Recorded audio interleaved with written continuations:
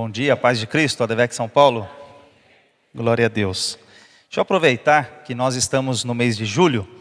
As inscrições da Faculdade Vitória em Cristo, elas estão abertas para o segundo semestre. Então, para quem quer fazer a graduação em teologia, elas estão abertas. Você pode fazer a inscrição lá no site faculdadevitoriaemcristo.org e você pode obter a sua graduação em teologia. Também às quintas-feiras nós temos aqui um trabalho que é o seminário teológico. Também acontece aqui toda quinta-feira no nosso auditório menor, tá bom? Então esses são os avisos que eu queria passar da questão da faculdade. Mas aproveitando aqui, hoje, como os jovens foram para o Rio ontem e chegaram bem agora de madrugada, os jovens que estão aqui continuarão aqui no templo e os adolescentes têm a sala de vocês ali no auditório, tá bom? Então nós vamos dividir a sala. Os adolescentes podem se dirigir ao auditório e à outra sala, 12 a 14, 15 a 17. Os jovens que estão aqui permaneçam e nós juntos vamos estudar a lição de número 3.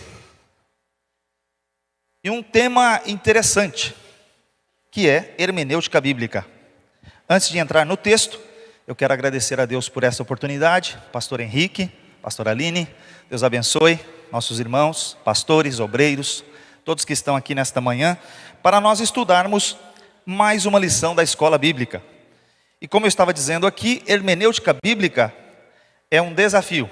Eu quero que você ore por mim, porque falar de hermenêutica bíblica na EBD é um assunto bem interessante. Eu imagino que é a primeira vez que eu vejo esse tema dessa forma. Geralmente a gente vê nos cursos teológicos, mas geralmente numa EBD é um tema que não é tão abordado.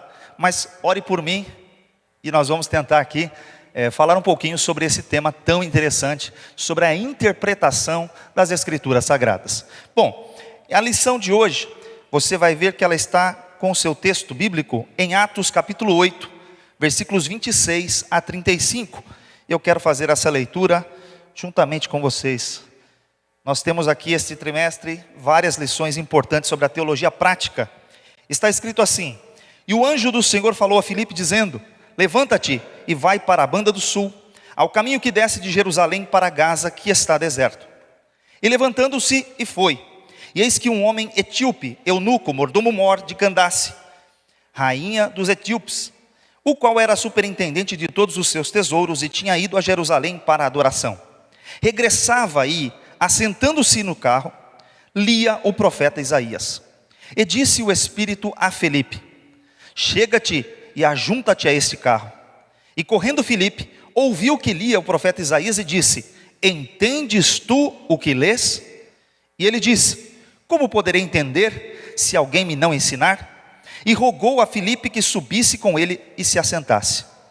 E o lugar da escritura que lia era este: foi levado como ovelha para o matadouro, e como está mudo o cordeiro diante do que o tosquia, assim não abriu a sua boca. Na sua humilhação foi tirado o seu julgamento, e quem contará a esta geração? Pois a sua vida é tirada da terra. E respondeu o eunuco a Filipe e disse: rogo-te de que quem diz isto esse profeta? De si mesmo ou de algum outro? Então Filipe, abrindo a boca, começou nesta escritura, ele anunciou a Jesus, o nosso Salvador. Eu quero que você leia comigo aqui o texto áureo da nossa lição.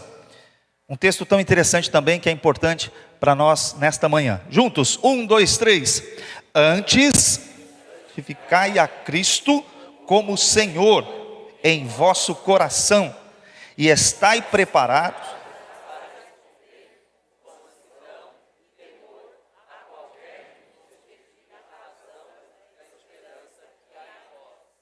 Primeira Pedro 3,15. Nós precisamos estar prontos para responder a qualquer um que nos pedir a razão da fé. Então, esse é um texto importante porque nós vamos falar sobre interpretação bíblica. E temos aqui pelo menos 3 objetivos para esta manhã. Primeiro é entender o significado e a função da hermenêutica bíblica. Por que esse tema? Por que vamos estudar isso hoje? Segundo, perceber que a interpretação correta da Bíblia depende das ferramentas hermenêuticas. E dominar os princípios e as regras da hermenêutica. Bom, São objetivos, como a gente diz, objetivos importantíssimos para a gente alcançar, desafiadores. E aí, nós lemos aqui o texto em Atos capítulo 8.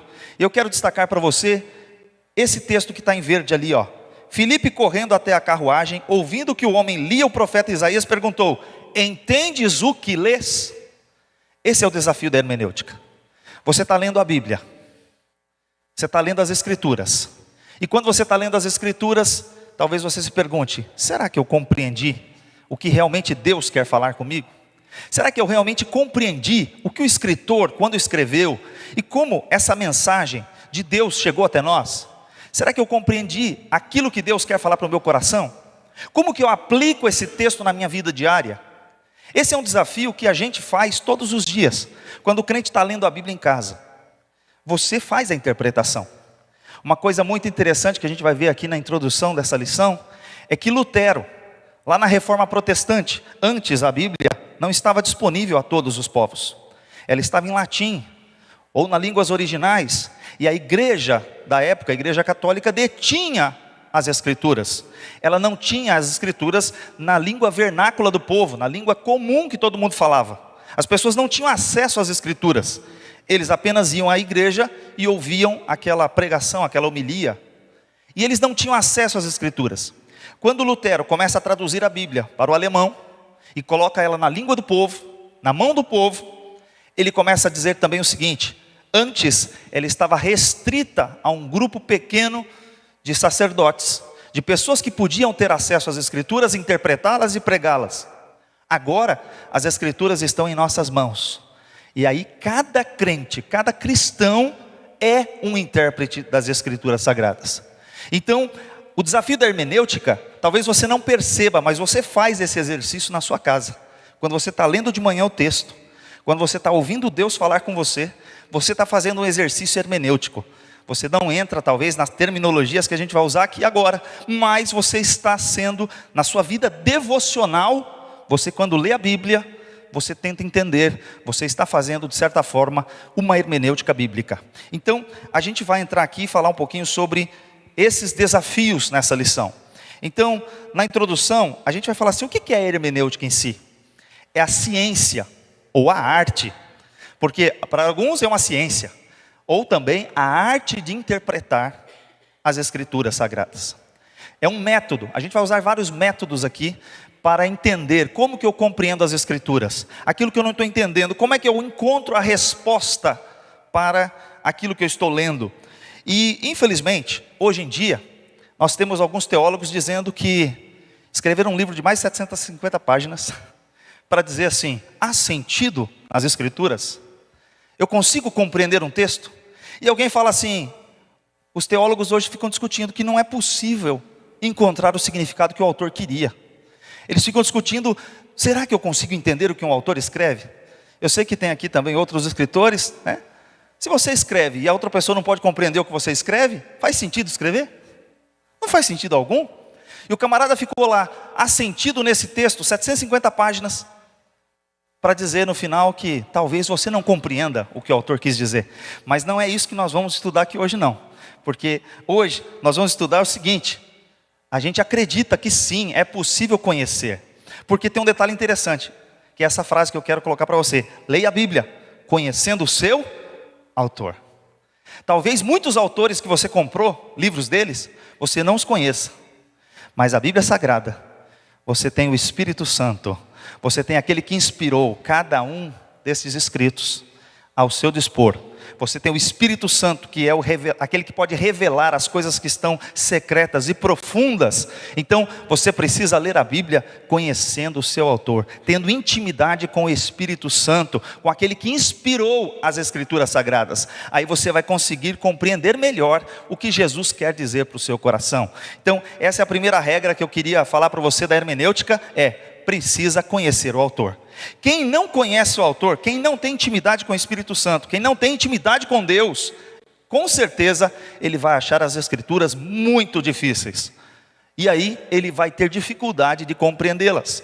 Então, por isso que a Bíblia diz que o homem natural, ele não compreende as coisas espirituais, mas graças a Deus, nós fomos alcançados por Jesus, e você vai poder conhecer um pouco mais. Outro texto que eu quero destacar para você, é esse que está em 2 Timóteo, capítulo 2, versículo 15, todos juntos comigo, 1, 2, 3, procura apresentar-te a Deus aprovado, como obreiro que não tem de que se envergonhar, que maneja bem a palavra da verdade. Ou seja, qual é o nosso desafio? Por que você e eu e nós precisamos conhecer as Escrituras? Nós precisamos manejar bem as Escrituras sagradas, e nós temos que fazer isso. Esse texto diz, procura apresentar-te a Deus. O que significa dizer isso? Você tem que se esforçar, você tem que estar aqui sim, buscando a Deus, buscando conhecimento, você tem que fazer a sua parte. Não é que eu falei para você ler a Bíblia conhecendo seu autor, amém, glória a Deus. Então quer dizer que não há esforço algum da sua parte, de tentar compreender aquilo que Deus quer falar para o seu coração? Então quer dizer que é só orar e tudo ilumina na tua cabeça? Pum! Será que é isso? Não há esforço algum da tua parte, há uma cooperação. Você está se esforçando, você procura apresentar-te a Deus como obreiro aprovado, você ora, você busca, você lê, você investe tempo e recursos para você compreender as Escrituras, e aí você vai, com certeza, manejar bem a palavra da verdade. Então, a gente precisa aqui disso. E agora, como intérprete das Escrituras, tem algumas questões importantes que eu preciso destacar para você. Primeiro, todos nós somos intérpretes das Escrituras, porque nós lemos a palavra de Deus. E aí, como nós compreendemos que todos podem conhecer as Escrituras, podem interpretar a palavra de Deus, o desafio do intérprete, do pregador, daquele que lê, é esse aqui. Primeiro, apresentar a Bíblia, o que a Bíblia disse. Então quando você está lendo um texto de Isaías, você lê o texto de Isaías e imagina, o que Isaías, quando escreveu, queria dizer para aquele povo que estava lá em Judá, lá em Jerusalém. Qual era o objetivo? O que ele disse, o que significava para aquele povo aquela palavra? Qual era o contexto? O que a palavra dizia para eles que ouviram a primeira vez que eles ouviram a mensagem? É você tentar buscar o que ela disse no passado. O que a Bíblia disse para eles? Só que não pode parar por aí. Isso é a interpretação do que ela disse. Agora, o que ela diz para mim hoje? O que esse texto de Isaías tem a ver com a minha vida hoje? Isso é a aplicação do texto. É eu pegar aquele texto antigo e trazer para mim. Como que isso afeta a minha vida? E aí a gente vem e apresenta isso na aplicação de hoje. Só que tem um detalhe. Eu vou aplicar para hoje à luz do que ela disse naquela época. As Escrituras são atuais, nós vamos ver aqui mais para frente. Eu não posso inventar textos, inventar conteúdos, o que ela não disse, e colocar aqui. Apesar de eu aplicar para hoje, não significa que eu inventei essas coisas. Eu estou trazendo à luz daquilo que ela disse no passado. Eu não posso inventar coisas. E aí a gente vai entrar agora no nosso tópico 1 da lição. Então você que está com a revista, olha ali. Você tem o tópico 1 que diz sobre a abrangência da hermenêutica. E aí a gente já começa em umas definições importantes. Dentro da abrangência da hermenêutica, a gente tem o principal objetivo dela. Olha só, qual que é? Revelar que o texto significava a época em que foi escrito, bem como o que ele significa hoje. Esse é o desafio. Eu vou olhar o passado, mas preciso trazer para hoje. Ela tem que falar no meu coração hoje. Esse texto não pode ficar só no passado. E aí eu venho com um desafio que é o seguinte. A gente tem algumas palavrinhas que está no tópico 1.1 da sua lição. Qual que é a relação da hermenêutica com a exegese bíblica? São palavrinhas que talvez a gente não esteja familiarizado. E aí você tem palavrinhas importantes para a gente fazer uma distinção. Nós vamos ter hoje hermenêutica, semana que vem homilética, e na outra semana exegese. Essas três palavrinhas são chaves no nosso conhecimento. Eu recomendo você não faltar em nenhuma aula, tá? Principalmente nesse tripé: hermenêutica, homilética e exegese. Elas fazem parte de uma área de estudo dentro da interpretação bíblica. E obviamente a gente vai falar que a hermenêutica aqui ela se preocupa com o que a Bíblia significa para mim hoje. A interpretação. Ela usa como ferramenta a exegese. O que é exegese? Percebe que a primeira palavra começa com ex, algo que é extrair do texto. Ele estuda as palavras no original, ele estuda o saber daquela palavra, a sua análise gramatical, a sua análise semântica. Você vai na palavra e o que essa palavra significa lá no original. Você vai no dicionário, no léxico, você vai usar ferramentas para você compreender aquela palavra. Qual que é a origem, qual que é a raiz da palavra. É um trabalho árduo, é você extrair do texto o conteúdo. Aí tem uma outra palavra que eu coloquei que não está aqui na comparação, que é a exegese. A palavra eis não é extrair, tirar da Bíblia o que a Bíblia diz para mim, não. O exegese eu extraio, exegese eu coloco. É quando eu pego o meu pensamento, o que eu acho, e eu imponho ao texto o que eu acho, o que eu acredito. Isso é pôr no texto. Hermenêutica é eu pegar e interpretar o texto a partir da exegese e aplicar para mim hoje. Então é a interpretação. Deixa eu mostrar um gráfico para você que vai melhorar aqui nosso entendimento, tá? Eu acho que esse gráfico ajuda aqui, ó. Exegese, você tira da Bíblia e traz para a tua cabeça. Você tira o texto, extrai o conteúdo. O que significa? Eu extraio do texto. Exegese, eu tiro da minha cabeça e ponho no texto. O que a gente pode fazer? Exegese e hermenêutica. Exegese, não. Não faz parte da nossa vida impor ao texto o que eu acho. Então quando você vai ler a Bíblia, você não vai ler a Bíblia para descobrir o que você já acha, não. Você vai saber o que Deus quer dizer para você, o que Deus quer falar comigo. Não é o que eu quero que Deus fale comigo, é o que eu preciso ouvir e não o que eu quero ouvir. Então há uma diferença e um abismo entre exegese e exegese. E aí, esse é o desafio que a gente vai ter nessas aulas. Primeiro, porque ali ó, eu coloquei o que está na definição da sua revista. Exegese dedica-se ao estudo gramatical, ao sentido das palavras nas línguas originais. Enquanto a hermenêutica vai se ocupar da interpretação do que isso significa para mim nos dias de hoje. O que significava lá e como eu aplico para mim hoje. Isso é hermenêutica. E aí, eu não vou entrar em exegese, porque a gente vai ter aula de exegese, tá bom? Mas ó, só para você entender, você pega uma palavra na exegese, na língua original, e você vai buscar a raiz. A raiz, geralmente no hebraico, são 3 letras. E a partir dessa raiz você começa a extrair. E aqui eu tenho uma árvore que vai derivando palavras.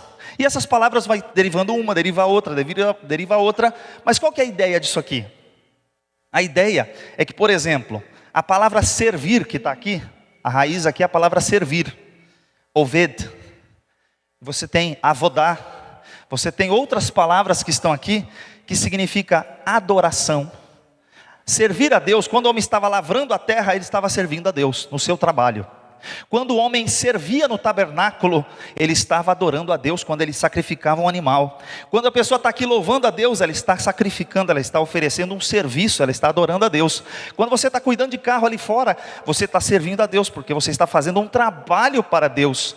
Então o servir a Deus, a adoração, também está relacionada a qualquer trabalho que a gente desempenha na igreja. E como é que eu extraio essa informação?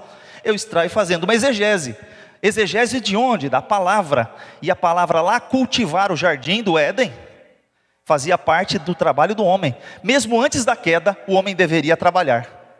E o trabalhar não é uma coisa que deveria ser ruim, porque você está fazendo para Deus. O seu trabalho secular, apesar dessa diferença, ou que a gente às vezes fala secular e sagrado, isso na Bíblia não é muito assim. Secular e sagrado, tudo que você faz para a glória de Deus. Quer comais, quer bebais, quer façais qualquer outra coisa, faça-se tudo para quem? Para a glória de Deus. Então na exegese você estuda isso. Mas a gente não vai falar de exegese hoje, a gente vai falar de hermenêutica. E aí, hermenêutica 1.2 da nossa lição, o campo de atuação da hermenêutica bíblica. Onde que ela atua? Ela atua numa palavra que a gente chama de contextualização. E aí, vamos fazer um exercício. Contextualização, eu já falei, é trazer para a nossa vida. Então olha para esse texto bonito aqui, ó.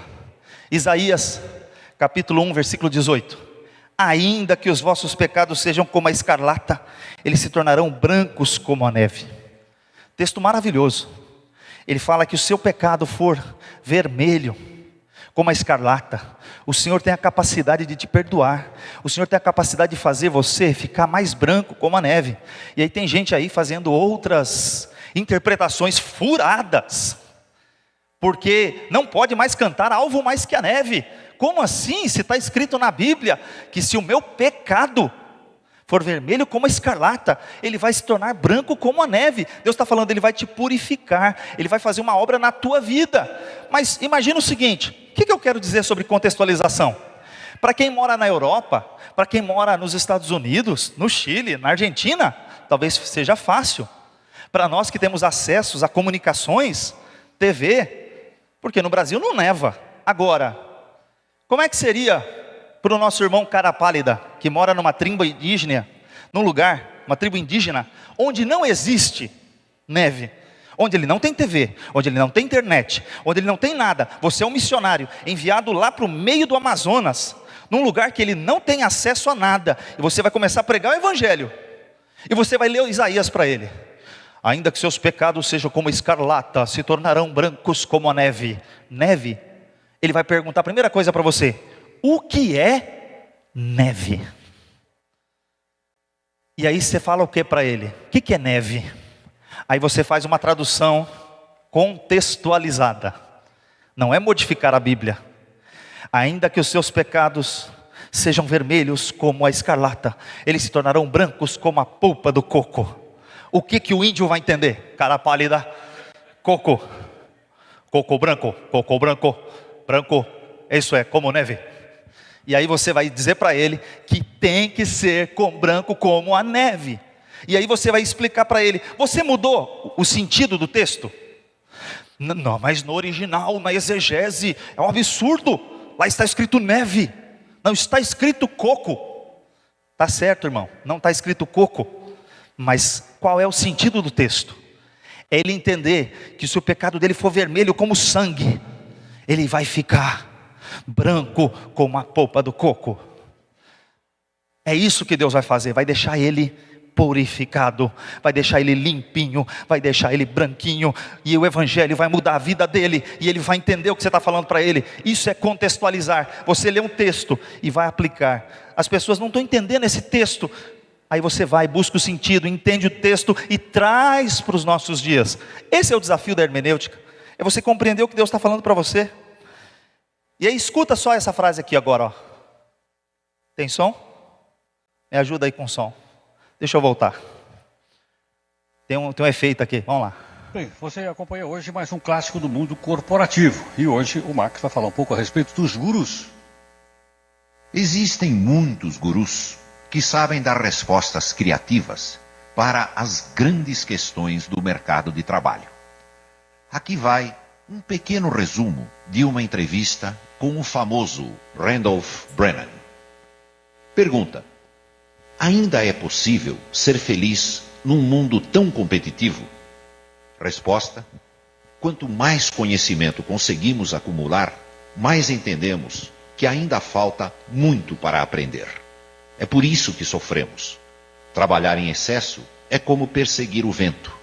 A felicidade só existe para quem consegue aproveitar agora os frutos do seu trabalho. Pergunta: o profissional do futuro será um individualista? Resposta: pelo contrário. O azar será de quem ficar sozinho, porque se cair, não terá ninguém para ajudá-lo a levantar. Pergunta: que conselho o senhor daria aos jovens que estão entrando no mercado de trabalho? Resposta: que é melhor ser criticado pelos sábios do que ser elogiado pelos insensatos. Elogios vazios são como gravetos atirados numa fogueira. Pergunta: e para os funcionários que têm chefes centralizadores e perversos? Resposta: Muitas vezes, os justos são tratados pela cartilha dos injustos. Mas isso passa. Por mais poderoso que alguém pareça ser, essa pessoa ainda será incapaz de dominar a própria respiração. Última pergunta. O que é exatamente sucesso? Resposta. É o sono gostoso. Se a fartura do rico não o deixa dormir, ele estará acumulando ao mesmo tempo a sua riqueza e a sua desgraça. Belas e sábias respostas. Eu só queria me desculpar pelo fato de que não existe nenhum Randolph Brennan. Eu o inventei. Todas as respostas, embora extremamente atuais, foram retiradas de um livro escrito há 2300 anos. O Eclesiastes do Velho Testamento Bíblico. Mas, se eu digo isso logo no começo, muita gente, talvez, nem teria interesse em continuar ouvindo. Max Geringer para a CBN. Glória a Deus. Aplauda o Senhor Jesus. Sabe o que é isso? Se chama contextualização. Esse é um profissional da área do mercado de trabalho. Ele gravou isso na rádio, que ele acabou de dizer o nome. Ele gravou isso e falou. E todo o conteúdo que ele tirou do texto para dar conselho aos jovens, aos trabalhadores, ele extraiu de Eclesiastes, de Salomão. Então olha só, o que é contextualização? A palavra de Deus é atual. A palavra de Deus serve para hoje. A palavra de Deus serve para a sua vida. Porque Salomão, quando escreve esse texto, ele diz que tudo que ele viu debaixo desse sol, e os conselhos da Bíblia são aplicáveis para a sua vida no mercado de trabalho. Aí você vai falar assim, isso é contextualizar, é você tirar o texto, aplicar ele na tua vida. Você vai ser um excelente funcionário, um excelente gestor, um excelente empresário, se você observar o que está na palavra de Deus. Então veja, isso é contextualização. Deixa eu te dar mais um texto aqui para você. Olha só, quando você lê esse texto aqui, ó, lança o teu pão sobre as águas, porque depois de muitos dias o acharás. Bom, aí você começa assim, como é que eu interpreto esse negócio de lançar pão na água? Depois eu vou achar o pão, o peixe não vai comer? Quando você vai pescar, quem é pescador, jogou o pãozinho lá, o que acontece com o peixe? O peixinho come o pão. Se você jogar o pão na água, o peixe come. Mas como é que você vai achar ele depois, se o peixe comeu? E aí que está o negócio. Você tem que ler esse texto, entender o contexto, interpretar esse texto e trazer para os dias de hoje. Mas aí, nas Bíblias, que são paráfrases bíblicas, elas já fizeram esse trabalho para você. E eu vou te dar, leia comigo esse aqui, ó. 1, 2, 3. Seja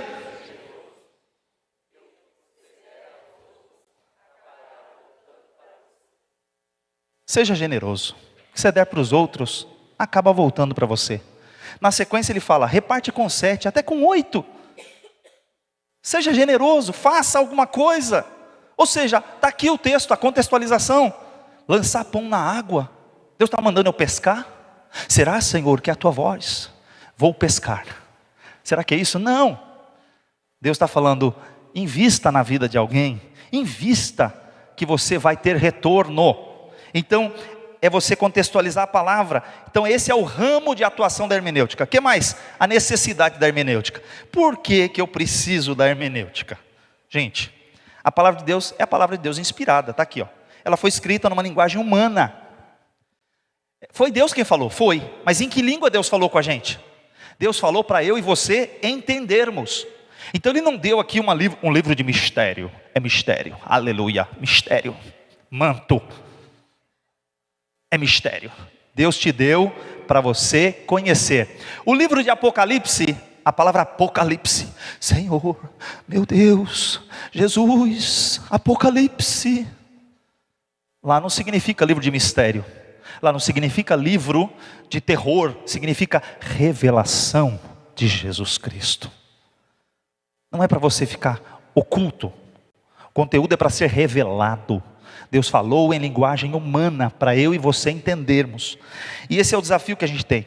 Deixa eu mostrar para você um problema. Eu acho que você já viu essa imagem. é uma pintura de Leonardo da Vinci. Essa pintura de Leonardo da Vinci foi feita há mais de 500 anos. Leonardo da Vinci pintou esse quadro. Surgiu um filme aí para criticar as escrituras, O Código do Tal da Vinci. Atores famosos fizeram esse filme. Usaram essa imagem para distorcer algumas coisas. Criaram um monte de coisa em cima disso aqui. Mas deixa eu te dizer a importância de você contextualizar, a importância da hermenêutica. Agora, olha o que eu vou mostrar agora. Aquela mesa e essa mesa, qual que é a diferença? A primeira mesa, todo mundo sentado. Uma mesa do século XV, do século XVI, tal. E essa mesa, todo mundo deitado. A mesa dessa alturinha, todo mundo ali, reclinado sobre a mesa. João se reclinava sobre o peito de Jesus. Todo mundo reclinado, deitado. Como que Jesus pegou um balde, uma bacia, e foi lavar o pé dos discípulos? Jesus entrou debaixo da nossa mesa do século 21 e foi colar debaixo da mesa lavando o pé dos discípulos? Não. Estava todo mundo deitado. Olha como que era fácil lavar o pé do pessoal. Era só ir pelas extremidades. Jesus não precisou entrar debaixo da mesa, olhar para o vestido de ninguém. Entenda, você precisa entender essas questões culturais. O Da Vinci cometeu um erro gravíssimo, que a gente chama de anacronismo. Ele tentou retratar a imagem da época de Jesus de um jeito totalmente fora da realidade. O que eu quero dizer para você é que você precisa conhecer os usos, os costumes da época. Você precisa pesquisar para você entender. Quando a Bíblia diz que era para fazer daquele jeito, que era para usar véu, que era para fazer aquela... Então quer dizer que agora vai todas as irmãs botar véu na cabeça? Tem nada a ver, meu irmão. Qual que era a questão da cultura lá em Corinto? Então você tem que entender qual era o costume, por que Paulo disse isso. Quando ele fala para a irmã ficar calada na igreja, então quer dizer que nenhuma irmã pode falar mais. Agora ninguém mais pode pregar. É só homem que prega. Tá certo isso? Vamos entender o texto. Vamos contextualizar o texto. Qual era a cultura daquela época? O que aconteceu? Por que ele falou aquilo? Então, isso faz parte da hermenêutica. E aí eu quero trazer para você esse texto aqui, ó. O que a Bíblia não faz por si mesma. Veja só, tem um trabalho que você precisa fazer. Deus deu a mensagem. Qual é o nosso trabalho? Olha aqui. Conjuro depois diante de Deus e do Senhor Jesus Cristo, que é de julgar os vivos e os mortos na sua vinda e no seu reino, que pregues a palavra, instes a tempo e fora de tempo, redarguas, repreendas, exortes com toda a longanimidade e doutrina. Você precisa fazer um trabalho que é pregar a palavra. A Bíblia não prega-se por si mesma. Você precisa ler ela, interpretar ela e transmitir ela, que aí vem na homilética da próxima aula. Você precisa fazer isso. Jesus disse: ide por todo mundo, pregai o evangelho a toda criatura. Ele falou para a gente ensinar, ele falou para a gente ir, ele falou para a gente fazer. Então, a palavra está em nossas mãos, e ela precisa estar na nossa boca também, no nosso coração e na nossa boca. Então nós precisamos da hermenêutica para a interpretação. O tópico 2 da nossa lição fala sobre definições e foco. E aí, eu já disse no começo aqui sobre o que Lutero tinha dito, que cada um de nós somos intérpretes. Agora, para uma correta interpretação, eu preciso fazer perguntas para o texto. Para eu poder entender, eu preciso fazer perguntas. E aí, quais são essas perguntas? Está aí na nossa lição também. Primeiro, quem escreveu o livro? Quem foi o autor humano desse livro? Aí você vai lá e pergunta: quem foi Isaías? Quem foi Jeremias? Quem foi esse autor? Quem escreveu Gênesis? Por que escreveu? Você começa a fazer perguntas ao texto para poder compreender o seu objetivo. Quem foi? Como ele viveu? Para quem ele escreveu? Então, para quem que Mateus escreveu? Mateus escreveu aos judeus. E aí toda hora ele mostra Jesus como o Messias. E ele usa assim: para que se cumprisse o que está escrito pelo profeta tal, para que se cumprisse o que disse o profeta Isaías, para que se cumprisse o que disse o profeta e tal, para que se cumprisse o que disse. Por quê? O judeu tinha o Antigo Testamento. O judeu estava acostumado a ler o Antigo Testamento. Então, para que se cumprisse a escritura do profeta Isaías, aleluia, o judeu lia Isaías 53, está repetido aqui em Mateus. Ele está mostrando para o judeu. Só que quando você olha Lucas, ele escreve para um gentil, que não sabe o que é Antigo Testamento, que não conhece a Torá, que não conhece as escrituras, e ele fala na língua daquele povo. Ele explica os costumes judaicos que ele não explica, que Mateus não precisa explicar, porque o público-alvo de Mateus é um, o público-alvo de Lucas é outro. Então você precisa saber, para quem que ele escreveu? Marcos foi muito direto, ele escreveu para os romanos. Então você começa a ler a Bíblia e aplicando ela àquele público-alvo específico. Então, para você compreender bem, você precisa dessas ferramentas. Quando foi escrito? Bom, aí você vai fazer suas pesquisas. Quando ele escreveu isso? Em que época? Foi antes da destruição de Jerusalém? Foi depois? Foi antes da destruição do templo pelos babilônicos? Ou foi depois? Quando foi que ele escreveu? Por que ele escreveu isso? Por que que o nosso irmão Abacuque, ele escreveu: ainda que a figueira não floresça, não haja fruto na vide, o produto da oliveira minta. Por que que ele disse: todavia me alegrarei no Senhor, exultarei no Deus da minha salvação? Os babilônicos estavam cercando as cidades, mas ele confiava em Deus. Quando ele disse: o justo viverá pela sua fé, o justo viverá pela fé. Não foi só Paulo que repetiu isso, tinha um contexto por que ele escreveu. Quando foi escrito? Onde foi escrito? Em que lugar que ele escreveu? Irmãos, é diferente você pregar Filipenses, a carta da alegria, sabendo que quando Paulo escreveu, ele estava lá na cadeia, preso, mas a palavra de Deus não estava presa. Ele estava alegre apesar da circunstância. A circunstância não era boa, mas ele se alegrava no Senhor. É diferente você falar assim: ele estava lá de férias, passando férias lá na Cilícia. Não, ele não estava passando férias na Cilícia, ele estava dentro de uma prisão. E quando ele escreveu, isso muda como você interpreta as escrituras. A alegria dele quando chegou o irmão Epafrodito trazendo uma oferta: aleluia, você alegrou meu coração, você supriu a minha necessidade. Agora, qual era o contexto histórico, social, econômico, religioso? Onde que a gente acha isso? Aí você vai me perguntar: mas só lendo o texto eu não acho. Só lendo o texto você não tem todas essas respostas. É aí que entra a sua parte, que você precisa fazer, que eu preciso fazer. É adquirir obras, comentários bíblicos, dicionários, bíblias de estudo, pesquisas históricas, o que alguém escreveu, alguns documentos que explicam como era aquela região, como que acontecia. E aí vem a sua pesquisa. Você tem o desejo de conhecer mais, de querer saber, de buscar essas informações. E aí você vai conseguir transmitir isso para as pessoas com mais acuracidade, com mais precisão. Por que foi escrito esse livro? Por que Paulo tinha que escrever aos Gálatas? Maravilho-me de que tão depressa vocês deixaram o evangelho que eu preguei. Vocês agora estão caindo da graça, estão saindo fora da presença de Deus. Como pode? Eu preguei tudo certo e agora vocês querem voltar para o judaísmo? Por que ele escreve tão bravo? Vamos falar assim, tão bravo. É um trocadilho. Tão nervoso ali. Não, por que ele escreveu ali? Não, por que ele está falando aquilo? Ele está falando por uma situação. Ele falou assim: olha, ele pregou, ele ganhou aquelas vidas para Jesus. Aí vem uns bonitinhos de Jerusalém, que não pregou, não ganhou uma alma para Jesus, não evangelizou, não desbravou, não formou igreja. Vocês precisam guardar o sábado. Vocês precisam se circuncidar. Você está errado. Esse evangelho de Paulo está errado. E quer desfazer tudo que ele fez. Então ele teve que ser enfático. Ele tinha um problema naquela igreja, precisou escrever. Por que Paulo escreveu aos Coríntios daquela forma?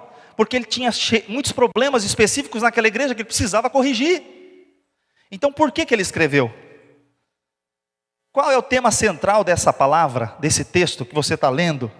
São perguntas que eu e você faremos ao texto, quando você estiver estudando. Qual que é o tema? Qual é o sentido? Por que isso está aqui? Faça perguntas. O que o autor quis dizer? O tema central das escrituras é Cristo. Mas algum texto específico que você está lendo tem uma mensagem central. Qual é o tema? Tenta extrair a mensagem que ele quis transmitir. São perguntas que você precisa fazer. Qual o gênero literário desse texto? É poesia? É profecia? É biografia? é narrativa. Porque você vai ler alguns textos que estão simbólicos. Quando Jesus manda você arrancar teu olho e jogar para longe de ti, Jesus está falando que você tem que se mutilar, arranca o teu olho fisicamente e joga fora o teu olho para você entrar no céu caolho. Não, não foi isso que Jesus quis dizer. Ele tem uma mensagem. Aí você olha para esse texto e interpreta, é figurado. Jesus não está mandando ninguém cortar a mão, cortar o pé, arrancar o olho. Então, entenda se é figurado, se é literal. Então você tem que olhar o gênero literário, né? Aqui ó, se é figurado ou literal. Tudo isso você faz a pergunta no texto. E aí na sua caixinha do texto da revista, tem isso aqui ó. De modo geral, a hermenêutica é entendida como a arte de interpretar os livros sagrados, os textos antigos. E a regra básica é o seguinte: quem está falando? Para quem está falando? Para que tempo ele está falando? Em que sentido ele está falando? Quando você estiver lendo a Bíblia, faça essas perguntas. Deixa eu te mostrar um exercício muito básico. Olha que texto lindo, texto áureo da Bíblia. Porque Deus amou o mundo de tal maneira que deu seu Filho unigênito, para que todo aquele que nele crê não pereça, mas tenha vida eterna. Agora, vamos fazer uma análise rapidinha aqui ó. Por que é a maior explicação? Quando você quer explicar alguma coisa, por que isso, isso, isso, isso. Por que junto, não é o porquê separado, certo? Porque você está dando a explicação. Deus, por que a maior explicação? Deus, o maior ser. Amou é o maior mandamento.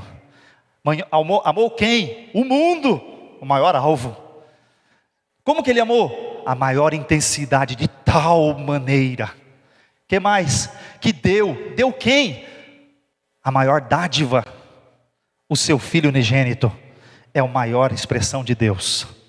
Para que ele fez isso? É a maior abrangência, para que todo, não é só os escolhidos, todo o quê? O que nele crê, tem uma condição, tem que crer, se não crê, não entra, se creu, entra. Não pereça, é a maior condenação, perecer, sem Deus. Mas tenha a maior conquista, não são os seus bens materiais, mas é a tua salvação, a vida eterna, é a maior esperança.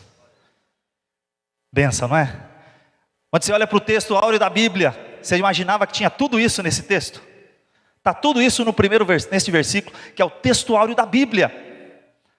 Você tem tudo o que é maior, Deus te deu o que é de melhor. Tópico 3 da nossa lição, a revelação de Deus na história. E aqui a gente vai falar sobre as Escrituras. Bom, Deus se revelou pela Bíblia, as Escrituras Sagradas. E aí eu quero fazer essa afirmação aqui, porque hoje há uma confusão tremenda por aí. A inspiração das Escrituras, e a afirmação é essa aqui ó. A Bíblia não contém a palavra de Deus, ela é a palavra de Deus. Porque tem gente por aí dizendo que aqui contém, tem parte que é, tem parte que não é. Tem coisa de Deus e tem coisa que não é de Deus. Tem gente tentando dizer que a Bíblia não é a palavra de Deus, mas ela tem um pedacinho da palavra de Deus. Isso é tentar desmerecer as Escrituras. E aí eu quero dizer para você, observe esse texto na nossa revista atualizada. Toda a Escritura é inspirada por Deus. Repita comigo. É útil para o ensino, para a repreensão, correção, educação na justiça. Muito bem. Mas aí, nós por muitos anos usamos, às vezes até ainda temos essa versão aqui, ó, Almeida Revista Corrigida. A gente usa. É a nossa queridinha Almeida Corrigida. Olha o que está escrito ali. Toda a Escritura, divinamente inspirada, é proveitosa para ensinar, para redarguir, para corrigir, para instruir em justiça. Sabe o que fizeram? O texto não está errado, mas ela dá uma margem para alguém dizer o seguinte: toda a Escritura divinamente inspirada é proveitosa. É diferente de dizer toda a Escritura é inspirada. E quando você diz toda a Escritura divinamente inspirada é proveitosa, o que ele está falando? A parte que é inspirada é boa, a parte que não é inspirada não é boa. A pessoa vem na interpretação de texto e fala assim: olha só o que está escrito aqui. Toda escritura divinamente inspirada é proveitosa. Só as partes, aí o teólogo, nada a ver, liberal, a parte inspirada é boa. E a parte não inspirada não é boa. Aí eles começam a querer tirar da Bíblia: essa aqui é inspirada, essa não é. Essa é, essa não é. Essa é, essa não é. Essa é, essa não é. Esse texto serve para hoje, esse texto não serve. Esse é bom, esse é ruim. Isso te dá margem para esse povo falar um monte de besteira que fala por aí. Sabe, esse texto aqui não é inspirado. Então, como ele não é inspirado, então você pode tirar. Isso aqui é patriarcal, isso aqui é muito homofóbico, isso aqui é não sei o quê, isso aqui é não sei o quê, isso aqui é não sei o quê. E começa a tirar. E tira, e deixa só Deus é amor, Deus é amor, Deus é amor. E esqueceu da misericórdia, esqueceu da justiça, esqueceu de todas as outras questões. Então, o cuidado com a questão da atualização. Bom, aqui nós temos uma coisa interessante: a atualidade das Escrituras. Ela começou sendo escrita na pedra, passou por papiro, passou por tábuas de argila, passou por N pergaminho, chegou no papel. Hoje ela está aqui nas questões digitais, já estão usando inteligência artificial e tudo mais. Gente, não importa em que meio a palavra de Deus está, ela é a mesma, ela é atual, ela serve para os nossos dias, ela serve para a nossa vida. E aí a grande frase célebre do grande missionário, pregador, evangelista Billy Graham: ela é a mais atual do que o jornal que sairá amanhã. Porque tem coisa que está escrito aqui que ainda não se cumpriu, mas cumprirá, porque nós cremos que ela é a palavra de Deus, e ela revela o seu futuro, ela revela que você é salvo, ela revela que você é vencedor, ela revela que você vai chegar lá, ela revela que se você permanecer até o fim, você vai receber a vida eterna. Ela revela coisas que a gente não viu ainda, mas está aqui nas Escrituras Sagradas. E aí o importante é que a gente precisa compreender as Escrituras. E a gente não pode ignorar que há textos difíceis, porque o próprio Pedro disse assim: o nosso irmão Paulo, apóstolo Paulo, escreveu coisas difíceis. Aí você fica assim: puxa, se Pedro, que viveu lá, naquela época, do lado de Paulo, fala que o que Paulo escreveu era difícil, quem sou eu, no século 21, para dizer que não era difícil? Quem está dizendo que é moleza? Não é moleza, você tem que fazer um esforço sim para compreender. E aliás, Daniel escreveu profecias gloriosas sobre o futuro. E sabe o que ele disse? Senhor, eu não entendi. Deus falou: não é para você entender agora, escreve, porque é para o fim dos tempos. Não é para o teu tempo, é para o tempo do fim, do futuro. Mas só escreve, registra aí. Sou eu que estou falando, põe aí. Jesus uma vez falou para os discípulos: o que eu falo agora, vocês não compreendem, mas um dia vocês compreenderão. Um dia Jesus morreu, ressuscitou. Aí Pedro falou: puxa, ele tinha avisado, não é que ele falou mesmo? Os discípulos no caminho de Emaús, Jesus cansou de falar, mas eles não tinham entendido nada. Mas um dia eles entenderam: e era ele, não ardia em nossos corações, quando pelo caminho ele falava e nos expunha as Escrituras. Nosso coração ardia, ele sabia, era ele. Eles foram entender depois. Então não importa, é uma tarefa que a gente precisa. E aqui nós temos um auxílio eficaz. Qual é o auxílio eficaz? Você pode ler a Bíblia sem orar? Não. Você precisa, é só um exercício intelectual? Não. Você precisa do Espírito Santo, você precisa da oração, você precisa da sua vida devocional, você precisa buscar a Deus. A gente não pode só depender da questão, como que eu posso dizer, só intelectual, não. A Bíblia, antes crescei na graça e no conhecimento. São dois pilares importantes. O espiritual e o intelectual precisam caminhar juntos. O tópico 4 da nossa lição, ele fala sobre as regras da hermenêutica. Algumas delas, alguns dos princípios. Mas só para ilustrar para você, a gente tem pelo menos 3 dimensões para estudar. 3 dimensões importantes que são o exegético, que é você estudar a palavra, afundar no dicionário, buscar o conteúdo, descobrir aquilo que está ali. Essa é uma das dimensões do estudo. Mas você também tem o devocional, aquela que você faz no seu dia a dia, que você busca Deus. E você tem o homilético. E aí eu coloquei um pouquinho para cada um aqui a definição, está na sua revista também, né, que o exegético é para o que significa o texto. O devocional é o que isso significa para a minha vida. No devocional, na sua vida com Deus de manhã, quando você está estudando. Ah, mas eu não faço de manhã, eu faço de noite. Não tem problema, pode ser de noite também. Mas tem o seu devocional. É quando você busca o que significa esse texto para a minha vida. O homilético, como que eu compartilho isso com alguém? Você vai falar assim, mas eu não sou pregador. Você não é pregador, mas você encontra a pessoa no mercado, no transporte, na empresa. E quando você está conversando, como você transmite essa mensagem para alguém? Aquilo que você viu, que você ouviu de Deus, como você transmite para outras pessoas? Isso é o seu devocional, a sua homilética, é como compartilhar a palavra com outros. O que mais? Bom, agora vamos para as regras. As regras, a primeira delas, e é super importante essa aqui. Você está com dúvida? A Bíblia interpreta-se a si mesma. A palavra de Deus, ela se interpreta por si mesma. Então, como que eu faço isso? Onde está a resposta? Olha só, deixa eu mostrar um versículo para você. E viu-se outro grande sinal no céu, e esse um grande dragão vermelho, que tinha 7 cabeças, 10 chifres, sobre as 7 cabeças 7 diademas. A sua cauda levou após si a terça parte das estrelas do céu, lançou-se sobre a terra, e o dragão parou diante da mulher que havia de dar à luz, para que dando ela à luz, lhe tragasse o filho. Meu Jesus, o que é esse negócio de dragão, 10 cabeças, tanto chifre? Meu Pai do céu, o que eu vou fazer? Dá uma olhada agora, versículo 9. E foi precipitado o grande dragão, a antiga serpente, chamada Diabo e Satanás, que engana todo mundo. Ele foi precipitado na terra, e os seus anjos foram lançados com ele. Quem é o dragão? É o diabo. Ah, mas eu não entendi direito ainda. Tá bom, vamos em Apocalipse 20. A resposta do que você quer saber está onde? A Bíblia interpreta-se a si mesma. Vamos lá no capítulo 20, lá no final, quando tem que prender o dragão. Lá vamos nós. E vi descer do céu um anjo, que tinha a chave do abismo, e uma grande cadeia na sua mão. Ele prendeu quem? O dragão, a antiga serpente, que é o diabo e Satanás, e amarrou por 1000 anos.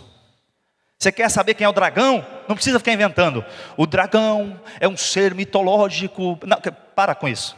Para com isso. O dragão está aí na tua Bíblia. O dragão se chama diabo. O dragão é o Satanás. Está aqui a resposta. Não fica inventando história. Não, eu vou fazer aqui uma alegoria sobre esse dragão. Não, não inventa. Está aqui. A resposta está na própria Bíblia. Então, regra da hermenêutica. Você está com dúvida? Consulta a Bíblia. 2. Não se deve interpretar o texto a partir de passagens isoladas. Você não pode isolar o texto. Deixa eu te dar mais um exemplo. Lê para mim, bem forte, todo mundo junto. Posso. Aleluia, glória a Deus. Isso aqui é palavra de vitória. Esse é o 13. Vamos ler o 12. Vamos junto. Sei.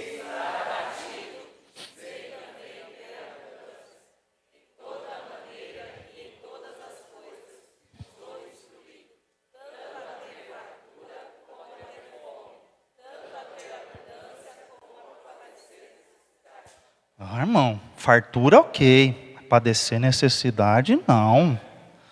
Irmão, tá alegre? Sim. Tá triste? Não. Aí você leu 13. Posso todas as coisas naquele que me fortalece. Eu posso passar dificuldade, eu posso estar na abundância, eu posso estar na bênção, eu posso estar na dificuldade, não importa, porque com Cristo eu posso todas as coisas naquele que me fortalece. Não isola o versículo, leia o contexto, leia antes, leia depois, entenda o texto. Ai, eu não posso passar dificuldade, Deus falou para mim e tal. Mentira, lê o texto. É preciso determinar o estilo do texto. Qual é o estilo? É profecia? A gente já falou disso. É figurado? Não é figurado? Então quando você estiver lendo, analisa o texto. O que mais? O texto deve ser analisado de maneira imparcial. O que significa isso? Eu estou lendo, mas não gostei do texto, porque o texto falou que eu posso padecer necessidade. E Paulo falou, eu já passei necessidade, eu passei naufrágio, o meu carro foi roubado, o ladrão botou arma na minha cabeça, eu não posso passar por isso, porque eu sou crente e servo de Deus. Ah é? Você não pode? Você pode, porque o Paulo falou que você pode vencer, você pode passar, você vai passar pelo fogo, mas você não vai ser consumido, você vai passar pela dificuldade sim, você vai passar pelo deserto sim, mas o Senhor está no teu barco, o Senhor está na tua vida, você vai ter a vitória sim, mas você vai passar também a dificuldade. Então, mas eu não gostei desse texto, eu preferia só a parte B, só a parte A, só a parte C, só a parte D do versículo. Leia tudo completo, porque a mensagem de Deus é completa para a nossa vida. E o último, apenas um sentido deve ser procurado no texto. É o que o texto quer significar, não fique inventando. Vou dar um sentido mais espiritual para ele. Deixa eu arrumar mais o sexto sentido do texto. Não tem sexto sentido no texto. Tem o texto, qual que é o significado? É esse.